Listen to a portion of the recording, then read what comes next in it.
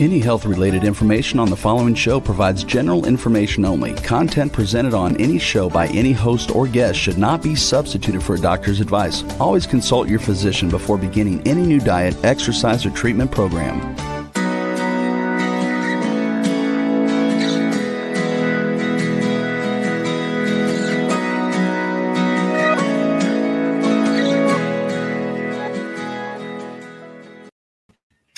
Welcome to Accelerated Health Radio and TV. I'm your host, Sara Banta. I'm a health coach, natural supplement expert, and a busy mom of 3 teenagers. I believe that your body does want to and is capable of rebuilding and healing itself regardless of what chronic diseases you may have. And I'm here for you to answer your questions, bring you innovative and cutting-edge technology and health solutions to empower you and your ability to reach your optimal state of health. Today, my guest will be talking about certain healthy foods that can wreak havoc on your health. And I know more than anybody that you really need that strong physical foundation to work on your mental and spiritual growth. So whether it's overcoming anxiety or depression, losing weight, or detoxing your body in the proper way, and even increasing your level of frequency in life, you need a strong physical foundation of health in order to gain the willpower to make the bigger changes in your life. And if you're new to following me, I specialize in helping you get there. You can find my health articles, my cutting edge natural supplements, frequencies, and protocols at acceleratedhealthproducts.com. I dive into an array of health conditions, their causes and symptoms, and how to address them naturally. I have spent thousands of dollars and my hours of my time biohacking different supplements, technologies, and diets that don't work so that you don't have to. And if you have any health issues you need help with directly, you can email me directly through the website. I read every single one. Accelerated Health Products is the sponsor of the show. So as you support my website, I'm able to bring you more cutting edge content and guests to this show. Today, as I mentioned, we're going to be diving in on how something called oxalates can damage your health and how to remove them so that you can live in a higher state of vibration or frequency as a result. So first, I wanted to talk about my monthly free group coaching that comes with the Accelerated Ascent Diet Cleanse. This is my most comprehensive cleanse. And I have groups going through it month after month, and I'm just beyond ecstatic for the results. Just yesterday, 3 weeks in, a man has lost 19 pounds. His energy is through the roof. And this is a man that was really quiet in the group for the last 3 weeks. And I'm thinking, oh my gosh, is he even doing it? I didn't even know. So the group has reported easy fat loss for those stubborn pounds that you can't get off. Increased and sustained physical energy, increased mental focus, getting rid of that brain fog, better bowel movements. If you're not pooping, you're holding in a whole lot of toxins, a decreased appetite and craving for sugar and carbs, and the ability to intermittent fast for up to 22 hours, even a couple days for some people. Clearer skin and whiter eyes, better sleep, which we all need, less moodiness, which family members benefit from as well, and something called improved cellular permeability. And that is the ability for the cells to allow nutrients in and toxins out. If you're eating a whole bunch of healthy food, it doesn't do you any good if those nutrients aren't getting into the cells. At the very end, you get a flushing of gallstones, liver stones out of the body safely, super easy. You are not put on a liquid diet. You're eating real food with a much controlled appetite. It's very simple. And you get a deep understanding of how to naturally heal your body and take back your control. And a lot of people are getting themselves off their medications, of course, with the guidance of their doctors. The difference between me and any other group coaching is I provide the most cutting edge frequency enhanced supplements that work synergistically with each other, and your body doesn't experience those flu-like symptoms. You feel great day one. Leave a comment below, and if you're interested, check it out on the website, acceleratedhealthproducts.com. Once again, we start every first Monday of the month. So please join us or ask your questions to see if it's right for you. Now to the good stuff. I am so excited for today. Elliot Overton. He is a nutritional therapist and functional medicine practitioner based in France, and he runs a private nutritional practice called EO Nutrition and consults with people virtually from around the globe. He has a keen interest in learning about the potential side effects or toxic effects of plant foods and over-consuming them, with a particular focus on dietary oxalate and its role in chronic health conditions. He utilizes an animal-based nutritional approach in clinical practice and attempts to use as many tools as possible to guide people back to health. Welcome, Elliot. How are you this afternoon, this evening? It's morning time here. It's evening time there. I'm so glad we figured this out. Hi. Thanks for having me on. This is a topic that honestly, I feel like the universe, God, whatever is you call it, for me it's God, has brought to me in the last month or so, where I've been exhibiting signs. And I base my nutrition on animal-based proteins, just like you, but I was starting to have a rash and also signs of kidney stones and certain things. What I didn't realize I was doing was I was drinking turmeric all day long. I was eating an animal-based diet, and vegetables were I was very careful with the vegetables I was eating, but I didn't realize what I was taking in on a daily basis in heavy dosage was an oxalate-based food. So that is where I came in. And then I started listening to or diving into oxalates and kidney stones and came across you and was just fascinated by your background and your knowledge. And so let's start with your background and why you even became interested in this topic. Okay. So I studied nutrition during nutrition training. The particular institution that I was training with, they had a very strong focus towards plant-based nutrition. So promoting vegetarianism, veganism, juicing, cleansing, all of that kind of stuff. And so that was the kind of training that I had. I had a fairly good sense that it wasn't the entire picture of nutrition, and I kind of was distrustful from the get-go. But I'd previously been vegetarian myself for many years, kind of growing up in childhood. My mother was vegetarian, so I was no stranger to plant-based eating. And over my years as a vegetarian, I don't think I thrived in the way that kind of an adolescent should have thrived at the time. And I came across certain health issues fairly early on in my 20s, and eventually came across Weston A. Price.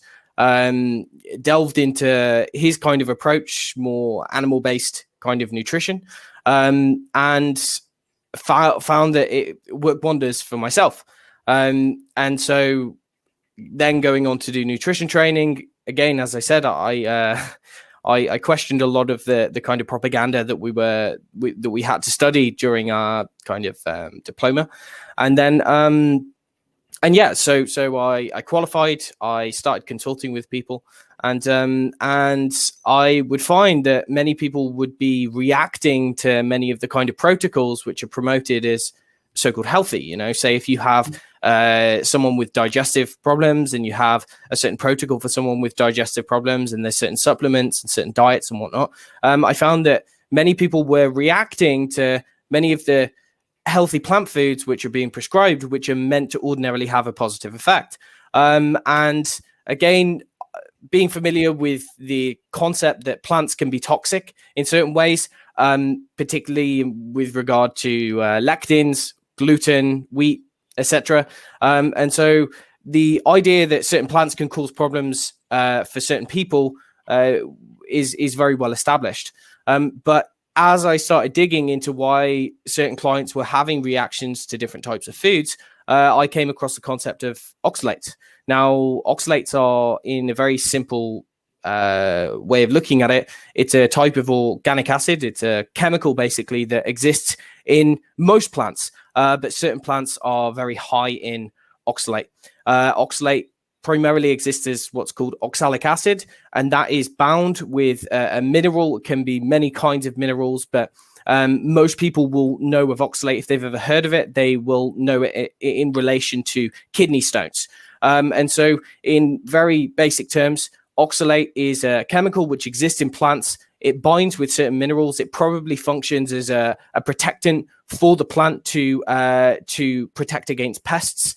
It acts as a kind of deterrent in many ways, and it can also kind of protect the plant from accumulating excess calcium from the soil. There's various kind of roles that it might play in plants, and it's very high in many of the so-called healthy plant foods that we're told that we should be eating a lot of. And when we are consuming these foods in high amounts, then it can cause a variety of problems for our health. And so I kind of came across this concept and delved as much into it as I could to learn as much as I could, and started applying the principles in clinic with real life people and seeing nothing short of miraculous results. So, yeah. It is amazing that, and what I've tried to explain to people is plants are sitting ducks, essentially. They can't run away from their predators, right? So they have these natural pesticides or natural protective mechanisms so that we don't eat them or they can become poisonous to us. And so first I want to talk about what is the oxalate or oxalic acid, how it reacts in the body, and also how it's different from lectins and some of the others where, okay, you eliminate the lectins from your diet today and you're starting the healing process tomorrow, where oxalates is more of a long-term slow progression. And then it also, you can't just reverse it overnight. So let's get into what oxalic acid is and how it reacts in the body. Yeah, okay. So I'm aware of our kind of time constraints today, so I'll try to keep it, straightforward. As I said previously, oxalate it's an organic acid, or specifically oxalic acid, but the way that you find it primarily in nature is as bound to a type of mineral. So it can bind very tightly with calcium to form what's called an insoluble salt, or a small kind of crystal, so to speak, or it can be found as what's called a soluble salt, where it's bound to something like sodium or potassium. Okay, now as this is contained within plants, what happens is as we consume plants, we break down the various constituent molecules, tear apart the fiber, etc., and there it is liberated into the gut. Now, if you look at oxalate under the microscope, it can exist as a variety of different kinds of structures. There are very sharp needle-like crystals, which are referred to as raphides. It can exist in kind of square-like sandpaper grit. This is very common. And when we liberate this stuff into our digestive system, it can have a very irritating effect on the gut. Okay, first of all, you imagine it's like little shards of glass. If you run shards of glass, if you swallow shards of glass, that's going to have an extremely detrimental effect on our soft mucous membranes lining our digestive system. But essentially what is going to happen is, as we are breaking down foods which contain high amounts of oxalate, we will be absorbing a large portion of that depending on what we're eating it with. If we eat foods which are high in oxalate with calcium, for instance, then that can have somewhat of a negating effect. It can bind with some of that in the gut and prevent absorption. But for the most part, we're going to be absorbing what we have in food, what we find in food. So oxalate, it can be absorbed either as a salt, or it can be absorbed as an ion, which is its kind of most simple molecule. And essentially what is going to happen there is it's going to travel through the bloodstream, first it's going to enter into the liver. It's going to, after portal circulation, it will go to the heart, and then it will go kind of throughout the body to the various organs, finally to reach the kidneys. Now, conventional medical thinking is that any oxalate which we do consume in the diet is very safe, and it's simply absorbed and then passed out through the kidneys with no problems. And the only people who have issues with these are people who develop kidney stones. These are the only people who need to kind of watch their dietary oxalate intake. Well, this could not be further from the truth. Ultimately, oxalate it's well known as a uremic toxin, which means that it causes vast amounts of damage to the kidneys. But what is not as well known is that oxalate can also cause damage to practically every known tissue and cell that it comes into contact with. So let's say someone eats a diet which is very high in oxalate, and we will go on to kind of talk about what contains oxalate and what doesn't. But say we eat, let's say, a spinach salad, for instance, we will get a peak in blood oxalate levels. We'll break it down, we'll digest it, we'll absorb a lot of that oxalate, and we'll get this peak into the blood. Now, what will then happen is, as it's traveling around the body, as it's going through the arteries, for instance, or through the veins, through the vascular system, it's going to be causing kind of mechanical stress to the blood vessels. Okay, again, easy way to conceptualize this is as numerous shards of glass traveling throughout your circulation.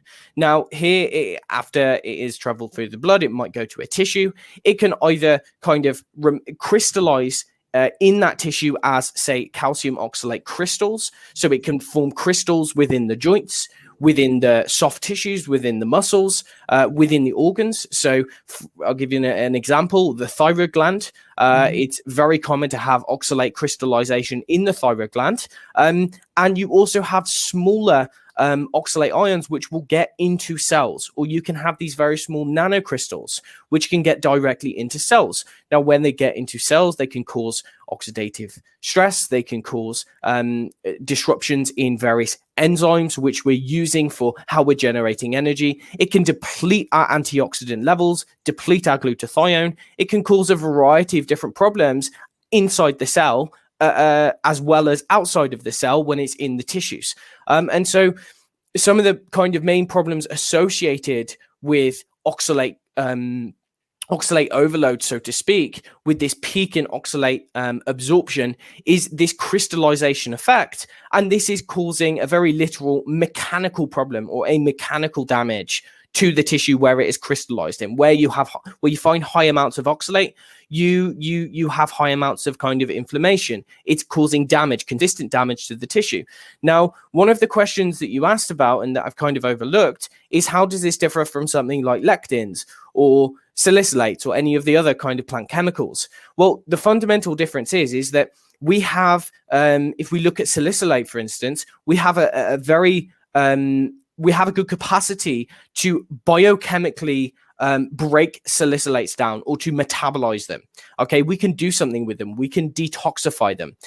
To some extent with lectins, right? It causes a temporary problem. If someone has a problem with lectins, for instance, then it's going to cause a temporary exacerbation or stimulation of the immune response.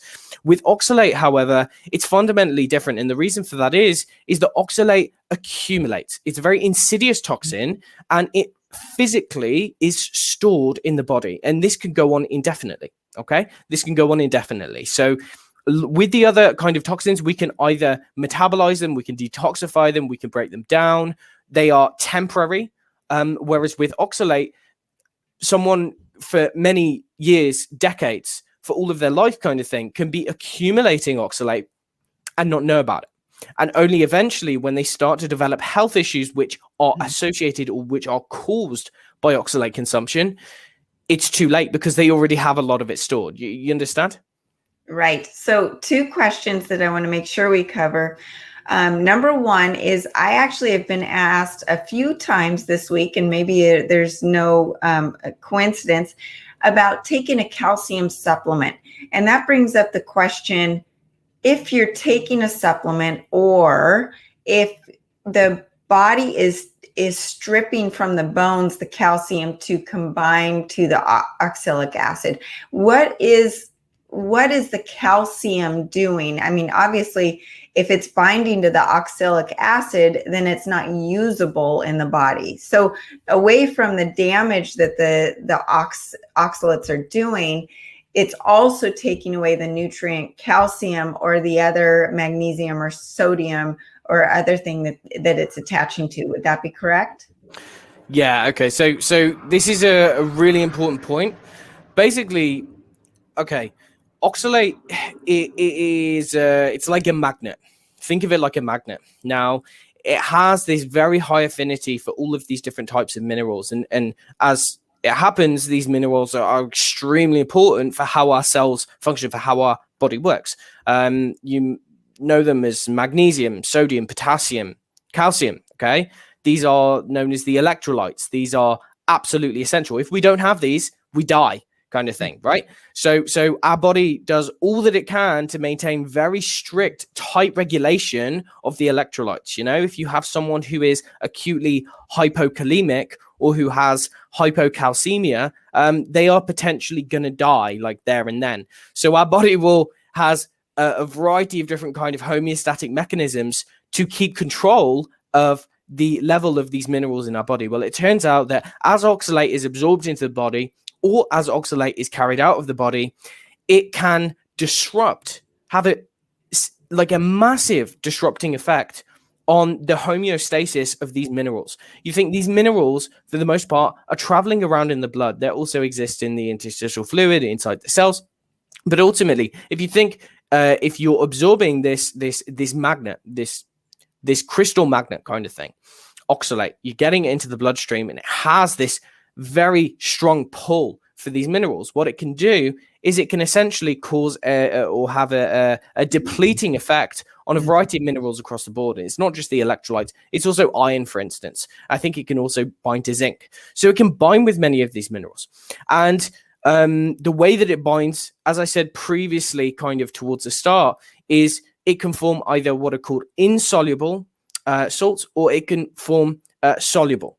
And so the insoluble things primarily going to be calcium, but also magnesium to some extent.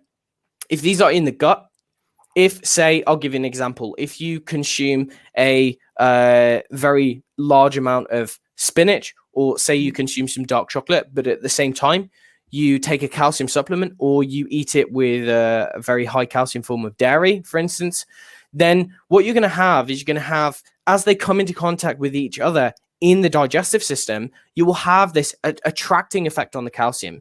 So first of all, that means that if you eat a high oxalate food with a high calcium food, chances are you're not going to absorb a lot of that calcium. Okay. Secondly, you're going to have this attracting effect, and it's going to be forming this insoluble salt in the gut. And that means that for the most part, you're not going to be absorbing that. So in that way, actually consuming a high calcium food with a high oxalate food is somewhat protective, but that's only kind of going to reduce the oxalate kind of absorption by a certain percentage. I think it may be 20%, maybe 30%. I'm not sure the exact percentage. It doesn't protect fully against the oxalate kind of absorption. On the other hand, aside from these insoluble salts, you also have soluble. So you can have oxalate bound to sodium, potassium, etc. And so in this kind of way, what can happen is that this can cause very severe nutrient or mineral deficiencies or imbalances. And this can be both in the intracellular compartment and in the blood. And so if we look at the final destination point for oxalate, if it is not stored, if it's not accumulated in the body, then it's going to be going to the kidneys. And as it goes out through the kidneys, through the urine, of course, it's still bound with the mineral that it's bound to. So in this way, someone who has a high intake of oxalate containing foods, not only are they likely severely mineral deficient, at least in some of the minerals, but it could, it can certainly contribute towards underlying imbalances across the board. And that also begs the question, well, why are you eating the oxalates and taking your calcium supplement if only it's all hopefully going to all pass through your body anyways? You're wasting money. So, right. I mean, it's just a very interesting aspect as far as, we're making these green smoothies and these spinach smoothies and even celery juicing and juicing in general.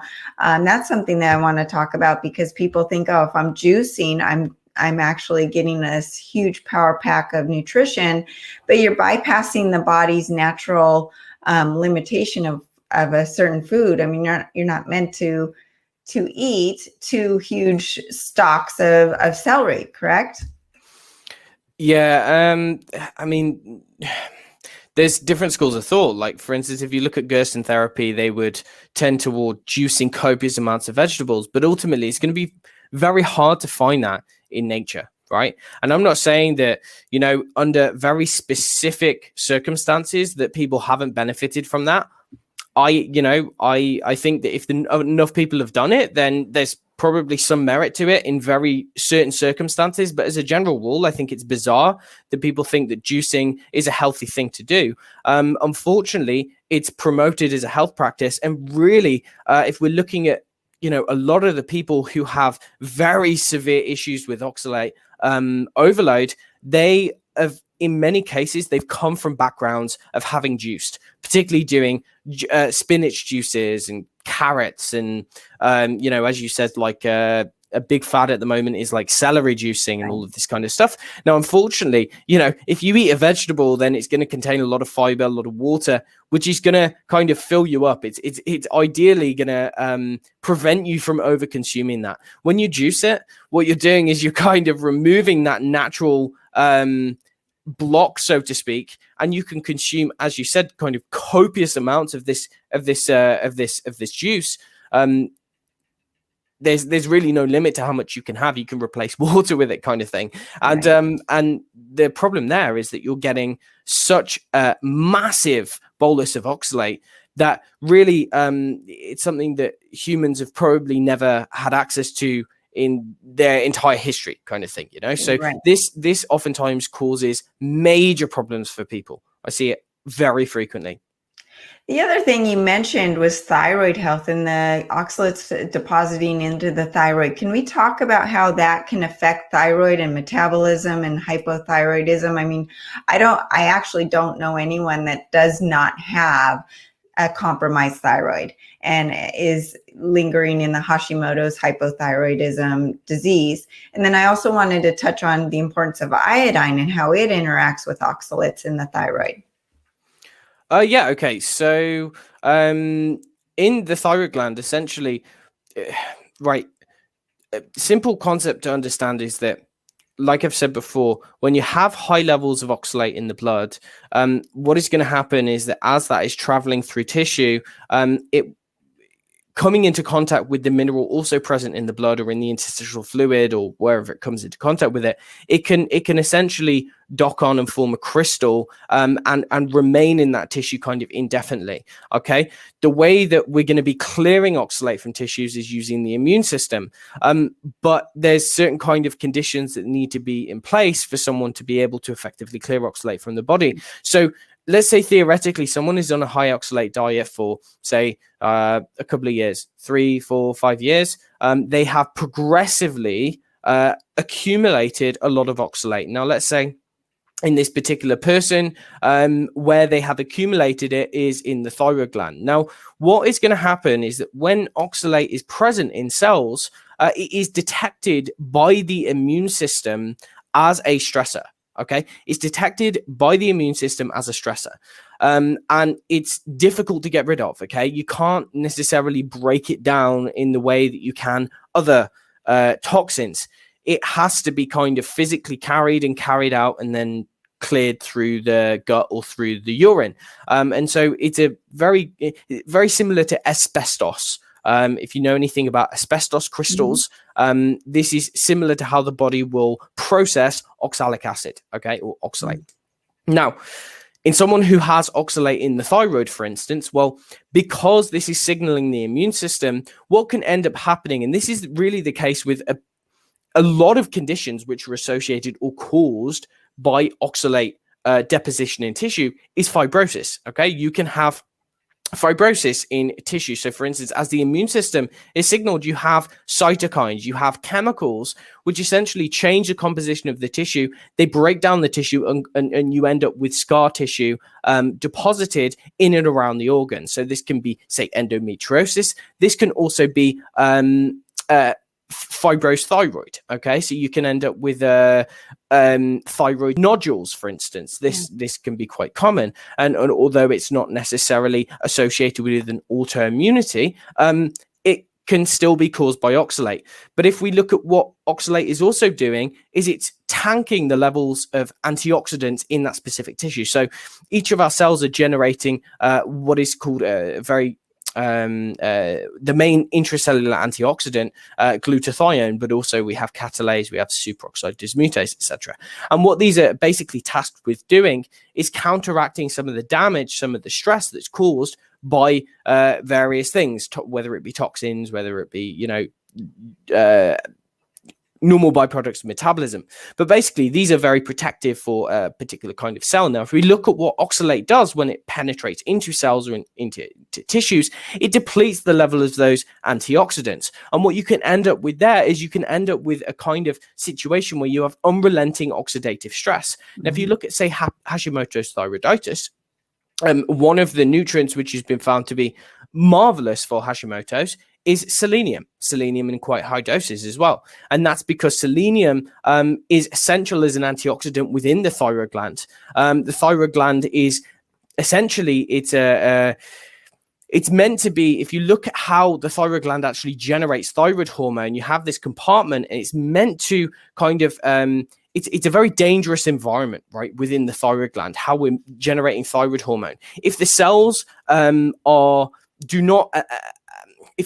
how to describe this? If you can't compartmentalize what's going on within the thyroid gland, then you can end up with unrelenting damage. Okay. Mm-hmm. And so what we often see is that people who have problems with their thyroid and are also on a very high oxalate diet, well, I've seen on numerous occasions now is that as they gradually begin to reduce oxalate in the diet, we see that the thyroid, particularly TSH, or thyroid antibodies will come down very, very, very gradually. If we think about what oxalate is doing when it is in a tissue, it's signaling the immune system. It's saying that there's stress, that there's damage. And in some cases, I mean, at least some of the theories for autoimmunity is that in some cases, if there is unrelenting tissue damage, if there is unrelenting oxidative stress that can be caused by oxalate, for instance, then this can be one of the reasons for development of autoantibodies to essentially clear up damaged tissue. I'm not saying I necessarily believe that theory, but I'm saying it's an interesting concept that sometimes where the immune system is basically signaled and is directed at a particular organ, sometimes what that can be doing is kind of as a clear up mechanism because something else is damaging that tissue. I don't know whether that's the case with oxalate, but what I do know is that there seems to be a very definite clinical correlation between people who have who are on high oxalate diets, Hashimoto's, other kind of thyroid dysfunction, and then as they bring down dietary oxalate, they see that their symptoms and their labs improve kind of many times they improve significantly.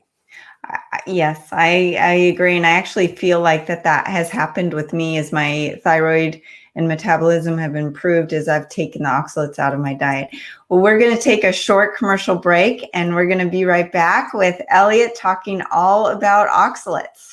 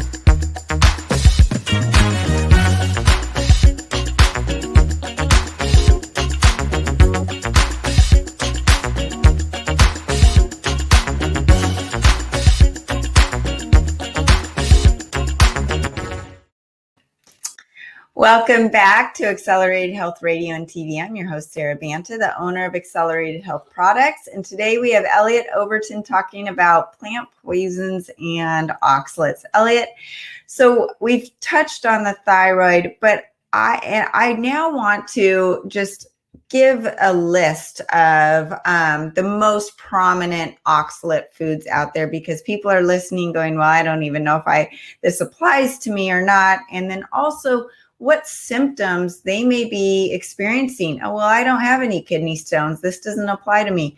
Well, what other things should they be looking for? So first the main foods, and that was something where you Google list of high oxalate foods, and some of the lists are different, right? Because some foods are high on one list and they're low on another.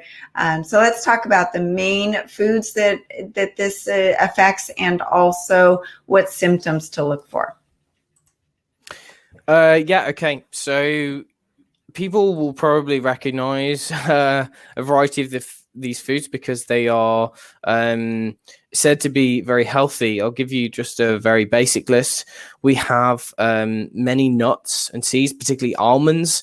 Most other nuts, aside from macadamia nuts, are extremely high. We have beets, spinach, cacao or chocolate, herbs, including black pepper, cumin, turmeric. We have fruits, including figs, kiwi, rhubarb, blackberries, but also other fruits. There's a variety of fruits which contain oxalate. We have some other leaves. So Swiss chard is very high. We have grains. Most grains contain very high amounts, particularly the gluten-free grains, such as amaranth, such as the majority of gluten-free grains, actually. So people often find that they'll go on a gluten-free diet, but they'll massively overconsume oxalate because of that. Any kind of dairy-free milk, so for instance, almond milk, hemp milk, any nut milks in particular. We have, what else do we have? Let me think off the top of my head. Certain beans, bran, sesame seeds. What else? Sorry, I mean, no, that's mainly the main foods. And what's so interesting is that most people are promoting low carb ketogenic diets right now, and a lot of these foods are those healthy, quote unquote, low carb ketogenic foods, or at least paleo. And so people think they're doing the right thing.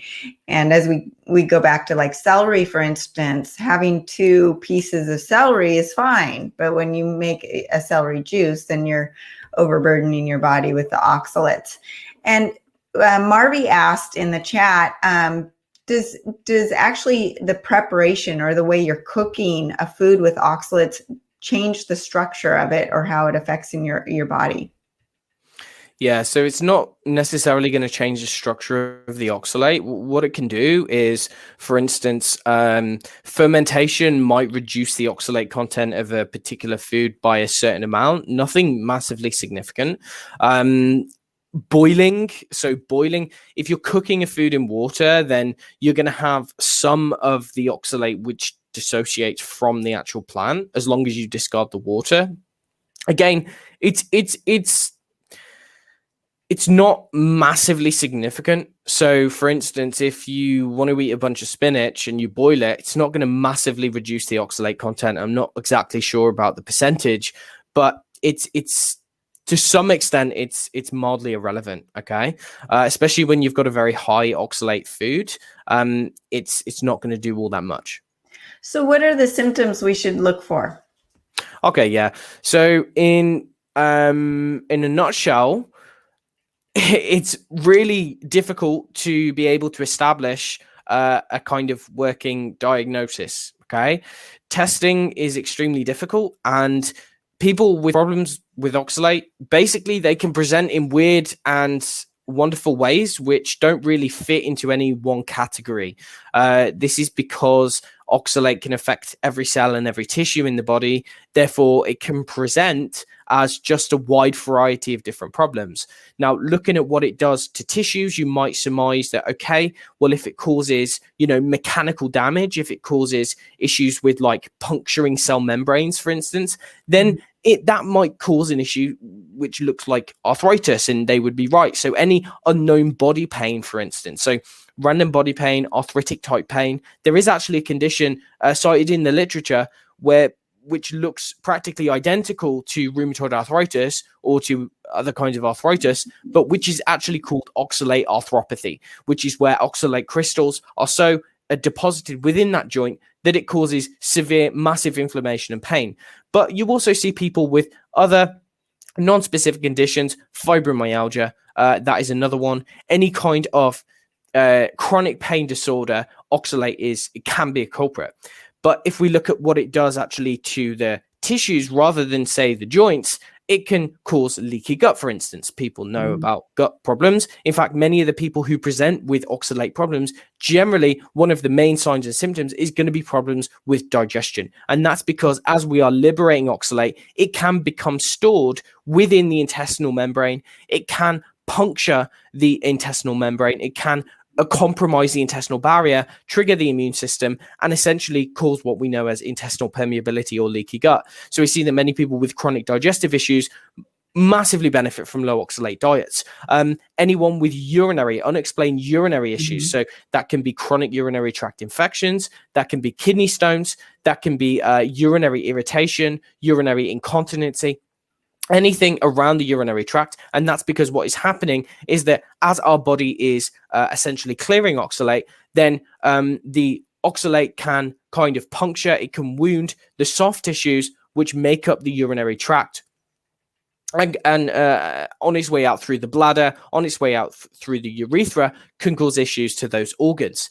Other people who have issues with oxalate, particularly autistic children, there seems to be quite a solid link between oxalate accumulation and the severity of autistic symptoms. Many autistic children and people with other neurological conditions, oxalate does get into the brain. It can get into the kind of affect the neurological system, so the way in which our nerves are firing and the kind of communication system around that. So anyone with any kind of neurodegenerative disease, they can also benefit from oxalate reduction.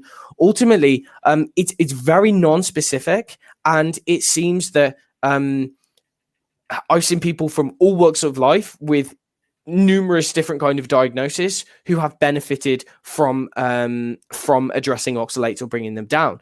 Really, the only kind of diagnostic way to measure this, I mean, there's some labs which use urinary oxalate, or for instance, they might use blood oxalate levels. It's somewhat irrelevant because the way that the tests are not standardized, they're not done properly, and it's kind of dependent on the day whether it's going to show up or not. So overall, the best test that anyone can do is to adopt a low oxalate diet, and if they see a worsening or an improvement, within say a month, then that is pretty solid evidence that they are potentially affected by this, and that they may be able to see improvements long term if they maintain that diet. And that's what I want to touch on. We're going to need to have you back on because I want to talk about, touch on the diet you recommend, how to detox from it, how to do it slowly, because you obviously don't want to do it too fast. But let's touch on the symptoms that you might experience as you decrease the amount of oxalates in your body. It might get worse before it gets better, correct? Yeah, okay. And this is something that we haven't really spoken about, but you have these kind of two different phases, okay? So as someone is eating a very high oxalate diet, what's going to happen is they store it, okay? And as they continue to eat a high oxalate diet, or as they continue above this maintenance dose, then essentially what's going to happen is they will continue to accumulate oxalate in their tissue. Now, until they go on a low oxalate diet, they will stay in this stage. They will like stay in this state of whenever they eat a high oxalate meal, they get a peak in blood levels and they store it. And that can be all around the body. As we've said, it can be in the organs, the tissues, whatever. They're storing it. They're in storage mode. The only way that they will start to progressively liberate this and liberate large amounts of it to get rid of it is when their blood level is consistently low. Okay, so you have kind of this maintenance of high blood oxalate. Someone's on a high oxalate diet, they're absorbing a lot, their level is, say, here. As they reduce their oxalate consumption, the blood level drops, and as the blood level drops, there's a signal, there's like a sensor which tells the body that it's okay to start releasing oxalate. Okay, so what you end up seeing is that as someone, they say, okay, my diet is really high, I need to start reducing it. So they reduce the oxalate, and all of a sudden their immune system, their immune system is essentially coming along, identifying stored oxalate, identifying that it's a toxin, identifying that it's a problem, they get this immune system response, this inflammatory response, and they get this what's called dumping. So they release this from tissue, and as it's released from tissue, this, you not only do you have the immune system which is active, but you have symptoms which often present in the area that someone is dumping from. The reason it's called dumping, it's not called detoxifying, because we're not changing oxalate in any way. You know, we're not chemically modifying it. We're not breaking it down or dissolving it or anything like that. We are literally